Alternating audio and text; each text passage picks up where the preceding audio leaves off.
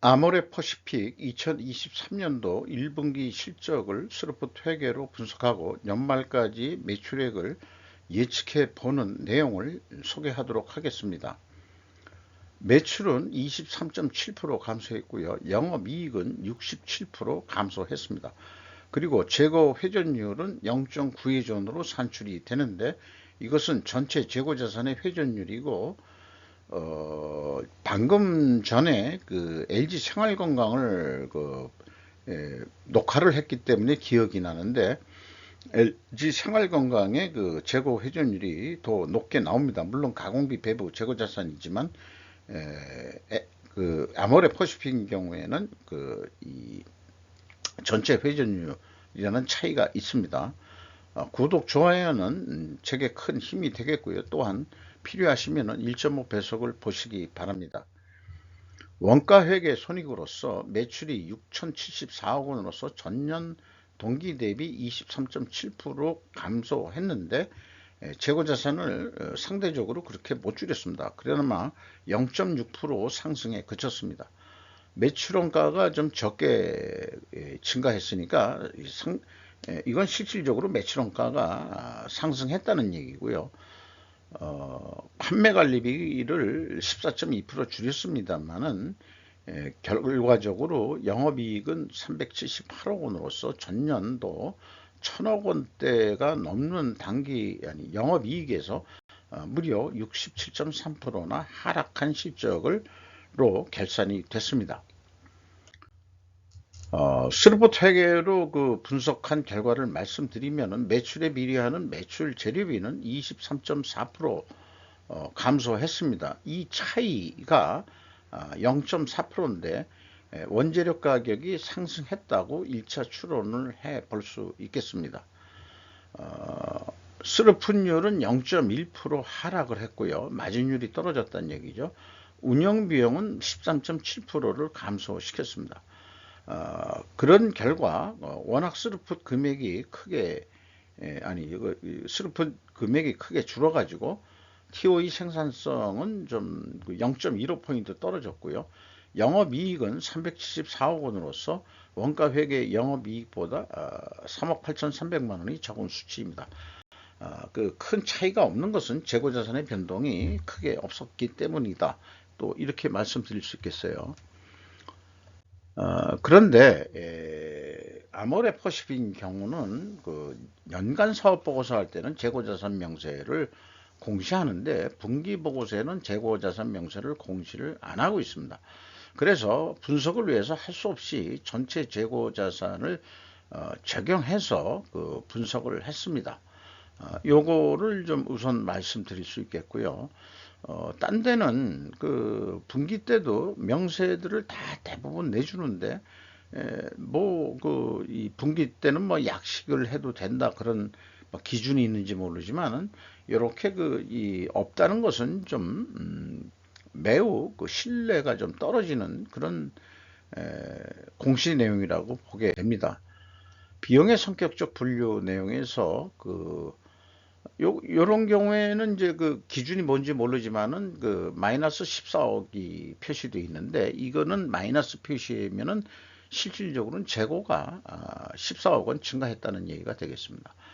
그리고 원재료 및 상품 매입이라고 해서 원재료도 매입액이라고 표현되어 있으면은 이 A 재고자산의 변동 범위는 전체 재고자산임을 시사하게 됩니다. 두 가지를 합힌 MC 매출원가 재료비는 22.5% 감소했고요. 운영비용은 13.7%를 감소시켰습니다. 그리고 이 운영비용에서 판매관리비를 뺀 금액이 가공비가 되겠습니다. 이 가공비율이 27%로서 총 제조비용에 대비해서 3.6% 증가했고요. 그 다음에 나머지가 그 재료 비율인데, 재료 비율이 3.6% 내려간 것으로 산출됩니다. 그래서 이 비성분 쪽에서는 원재료 가격 하락으로 2차 추론이 된다. 그런데 1차 추론 원재료 가격이 상승했을 거라고 추론이 됐죠. 이런 모순을 어떻게 이 분석 내용을 진행하면서 해소할 수 있을 건지 한번 좀 진행해 보도록 하죠. 재고자산 매출원가 회계 투명성 검증 3단계로서 PQ 총 제재 비용의 차이는 없습니다. 이것은 사실상 제가 전체 재고자산으로 맞춰줬기 때문에 틀릴 리가 없는 거고요. 현금 흐름표 기준에서는 재고자산 평가 손실 환입액을 잡으면 일치를 합니다. 이걸 현금식으로 조금 이해를 돕기 위해서 말씀드리면은 현금이 88억 원 나갔으면은 재고가 88억 원만 늘면 되는데 14억 원밖에 늘질 않았어요. 그러면은 73억 원이 현금이 얼로 꽝 3억 원냐라고 묻게 되면은 그거이 아니고 73억 원이 그 평가 손실액이야요. 이렇게 이제 답변이 나온 거예요. 그런데 전년도만 하더라도 재고자산의 변동폭이 145억 원에서 그 평가 손실의 규모는 23억 원뿐이 안 되는데 이거는 올해 그 변동 금액은 87억 원뿐이 안 되는데 거의 뭐 그거에 육박하는 변동 손실액을 이렇게 왕창 잡았다. 여기에는 이제 폐기 손실도 이제 포함된 거로 보시면 되겠습니다.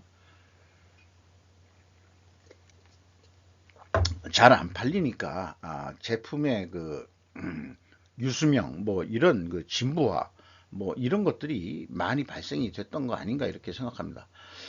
정리해서 좀 다시 말씀드리면은 재고자산 변동범위 기준에 문제가 있어요. 화장품 계통이 대표적인 기업 LG생활건강, 아모레퍼시픽 뭐 여기가 호텔신라는 지금 기억이 안 납니다만은 기준을 전체 재고자산을 하고 있다. 근데 일반적으로 재고가 증가하므로 원가 회계는 이익의 증가란 유혹에서 벗어나지 못하고 있는 거 아니냐. 그런 생각도 들어갑니다. 그래서 어쨌든 뭐 어떤 기준을 뭐 계속 연속적으로 적용한다면 안 될 건 없는데 기왕이면은 그 가공비 배부 재고자산 즉 그 제품 제공품 이런 것만 재고자산의 변동 범위를 표준으로 해야 된다 이렇게 말씀 드리고자 합니다. 운영비용에서 인건비가 1273억 원이 집행이 됐는데 전년보다 1% 증가했어요. 직원 수는 265명을 감원을 시켰습니다. 평균 임금은 1억 원대로 예상이 됩니다. 6.3% 임금 인상 해준 폭이 될 거고요. 인당 평균 매출액 줄어들었고 유통 수수료가 37.6% 감소했고 지급 수수료도 14% 감소했습니다. 뭐 이런 표현을 해봤어요. 한국은 이제 어느 정도 고용 유연성이 노동 유연성이라고도 얘기하고 하는 게 모양인데 경기가 안 좋고 그다음에 회사 사정이 안 좋으면은 you're fire 쉽게 이렇게 그 얘기하는 풍토가 이제 미국식이고 한국은 그렇지 않아도 옛날부터 IMF 전까지는 그냥 평생 직장이란 개념으로 그저 그냥 성실히 일하면은 일에 역량이 있든 말든지 간에 충실하게 그렇게 이제 그 직원들을 대불고 사업을 해 온 게 우리나라 이 기업들의 또 특징일 수도 있었습니다. 그런데 이제 그 서구식으로 되면서 주주 중심의 이 이익을 챙겨야 되는 그런 거로 보면은 상황이 안 좋으면은 바로 미국처럼 대거 해고를 한다든지 뭐 이렇게 되겠는데 이런 그 265명이면은 뭐 적은 수치는 아니거든요. 5천 명 중에서 그래서 아마 뭐 고임금군 그다음에 고경력 사원 이런 사람들을 주로 대상해서 제외시키지 않았냐. 아니면은 이 신입사원들을 니들은 다른 직장 가서 알아봐. 해가지고 남아있는 사람들이 또 평균 임금이 그래서 더 좀 올라가지 않았을까. 이런 또 생각도 해보게 됩니다. 경영평가지표로서 재고 회전율은 거의 뭐 소유점 두 자리까지 해도 그 변동이 없어요. 0.9 회전했습니다. 그러면은 1년에 뭐 4회전도 못 한다는 얘기죠. 그리고 스루픈율은 0.13% 하락했습니다. 이렇게 이제 한쪽은 변동이었고 한쪽은 하락했다 하더라도 이것은 역방향으로 해석을 해서 분식회계 개연성 가정을 세웁니다. 이 반증을 하려면 판매 가격 하락과 원재료 및 상품 매입 가격 변동 없음으로 입증을 해야 되지 않겠냐. 이게 그 재고 회전율이 변동이 없으니까.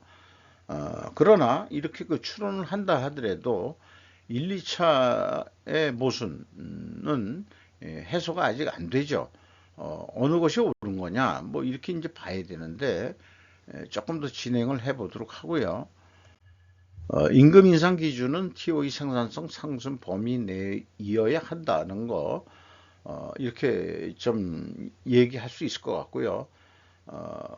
그럼에도 불구하고 우리나라 기업은 TOC 생산성이 떨어졌다고 바로 임금 삭감하는 기업은 없다. 서로 있다 하더라도 고참 사원이나 이런 사람들을 뭐 소수 해고는 해볼 수 있겠죠. 이런 얘기가 들어가고요. 지금까지 논의한 내용을 충분요건 논리로 논리력을 좀 발전시키기 위해서 다시 한번 말씀드리면은, 만약에 재고 회전율 불변동과 수급분율 하락도 역방향이라면은 분식회계 개연성 가정을 한다. 그러나 회사가 이를 반증하려면 원재료 가격 및 상품 매입 가격 변동 없음과 판매 가격 하락 가중 평균 가격으로 데이터를 확인할 수 있어야 된다. 그리고 필연적으로 존재할 다른 이 반증 증거로서 재고 회전율을 수량으로 산출해 봐서 비교를 해본다. 또 하나 이 LG 성화건강도 똑같은 얘기고 일반 제조업체도 다 이 정도는 다 유사하게 공통적으로 적용되는 건데요. 재고자산의 변동범위 기준을 WCAI로 완전 표준화해야 된다. 이렇게 말씀드릴 수 있겠습니다. 그러나 이 모순을 여기까지 왔어도 완전히 해소되지는 않습니다. 해소되기가 좀 쉽지가 않네요. 그래서 이 해소되기 전까지는 분식회계 개연성 가정은 저는 유효하다, 이렇게 말씀 드릴 수 있겠습니다.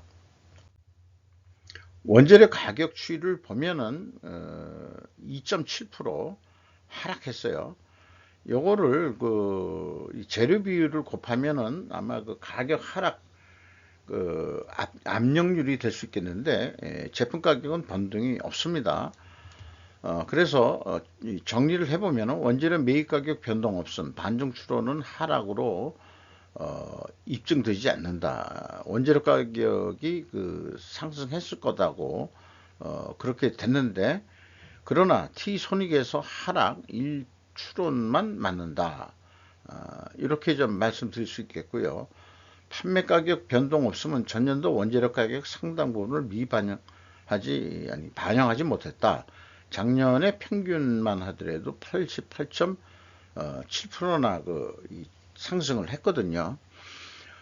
그러니까 그만큼 판매 가격을 못 올리고 거의 동결 상태로 갔기 때문에 이 원재료 가격이 작년보다 내렸다고 해서 가격을 내려줄 수는 없는 거다. 이렇게 이제 저도 해석을 할 수밖에 없습니다.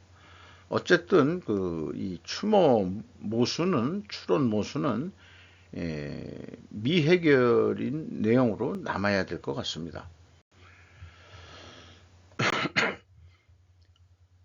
원가 회계 기준으로 연말까지 매출액을 예상해 보면은 2조 4천억 대를 하게 되면은 영업이익 1175억 원, 4억 원 영업이익을 내는 것으로 이렇게 예측을 해볼 수 있겠고요. 이 경우 실적대로 1% 재고가 증가했다든가 1% 감소했다든가 그러면 어떤 변화가 일어나겠느냐 하는 내용인데요. 재고의 증가는 이익의 증가고요. 그 다음에 재고의 감소는 우측에 나온 대로 뭐 이런 차이가 있죠. 그래서 가공 비율도 그렇게 차이가 그렇게 심한 것도 아니고 재고 자산도 크게 변동이 없기 때문에 이런 결과를 내는 게 아닌가, 이렇게 생각이 됩니다. 수르프 관점에서도 한 제한가는 2조 4천억 원대로서 계약도 2조 4천억 원이 적용이 된다면은 한 12만 원 돈 남는 거로 되겠습니다.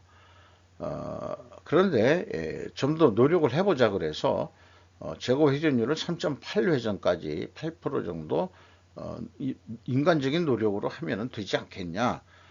이 경우 2,500만 원 그대로 그 가격을 받았다고 가정을 하면은 영업이익은 26만 2,187달러라고 상당히 그 노력을 해야 오를 수 있는 그런 사업 예측이라고 할 수 있겠습니다.